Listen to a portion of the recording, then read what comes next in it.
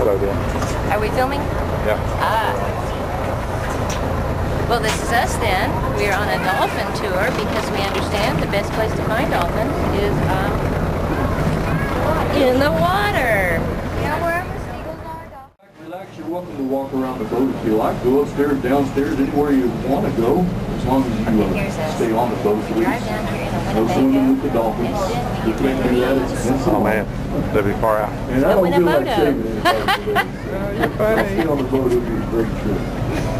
I like that. As we head out here into the Laguna Madre looking for those Atlantic bottlenose dolphins, there's a great blue heron right there on the left-hand side, standing on that sandbar there.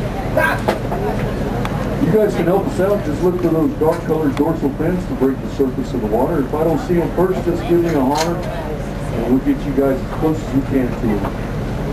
If you folks have any questions or comments, feel free to ask John or myself. And if we don't know the answer, big old redfish we should be fishing. We don't know the answer, well, we'll just make something up for you. Big old brown fellow sitting there on that post, taking the rest. I think he's trying to balance on those nails. Those nails are designed to keep the birds off of those posts. Think how cheap gas would be if we could capture that bad boy. All kinds of cargo, like this thing is working cars, yeah. I don't even know where they're coming from, but in just a minute we'll probably see the name on the back of it. Not the name. He's from Panama. That's somewhere in Alaska, isn't it?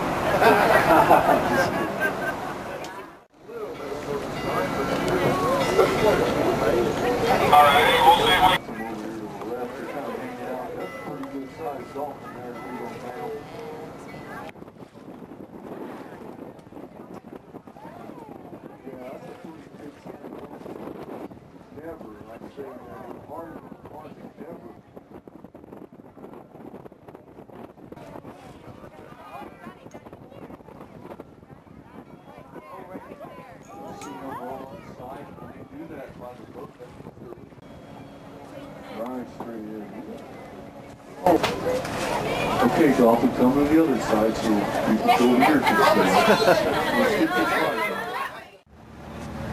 Oh, girls, look at me, smile. Hi, Daddy. Hi.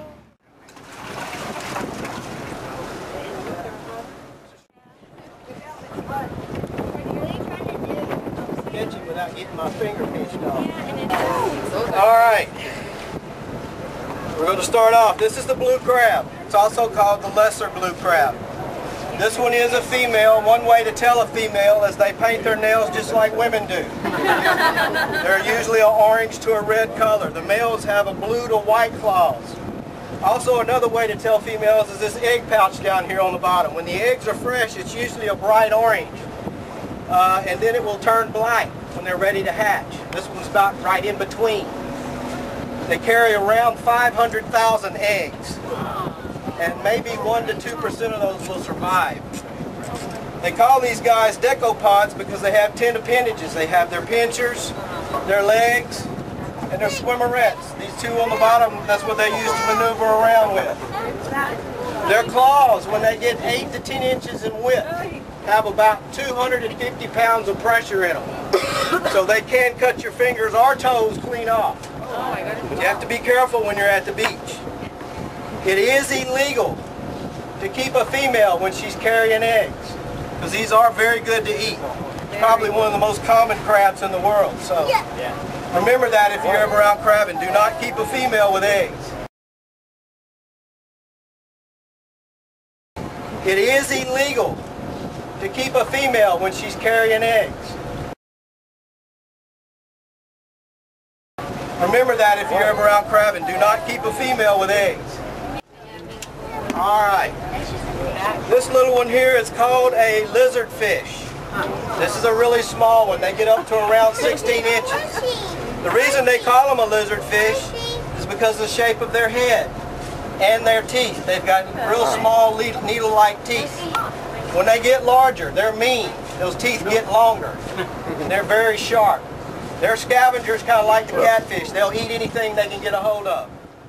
I've Actually never seen one of these before.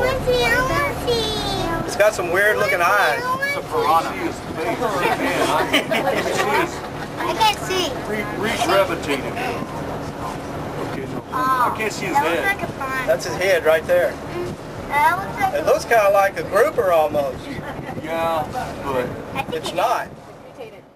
I can't tell you exactly which flounder this is. We have two varieties in this bay. There's the southern spotted flounder and there's also the peacock flounder. Well, this one here doesn't have any spots yet, so I can't tell you which one it is. Flounder, I've heard the state record is like 28 pounds, so they get up very large. That looks like a peacock. Flounder will lay on the bottom and bury themselves in the sand and wait for food to come by, and they'll jump up and grab them. One unique thing about a flounder is you get 4 fillets off of a flounder when you only get 2 fillets off most fish. You can get 2 off this side and 2 off the top. This is actually the bottom, the clear side.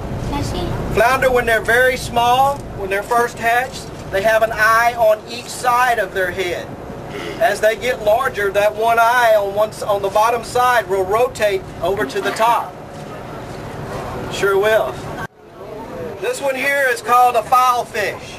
And the reason they call them a filefish is because their skin is very rough. Back in the old days, the sailors used to string them up, skin them, and dry the skin out, and use the skin to strike their matches on. When they get larger, they have very, very strong teeth. They usually use them to crack open clams or oysters. They have a little small fin on the top and a trigger-like fin right here on the bottom. They're in the same family as a triggerfish. Brown's what you're going to get in the restaurants. They will come from the Gulf of Mexico. Any shrimp that they catch here in the bay or in the channels, they use as dead or live bait. These guys offshore can get up to 16 inches in length.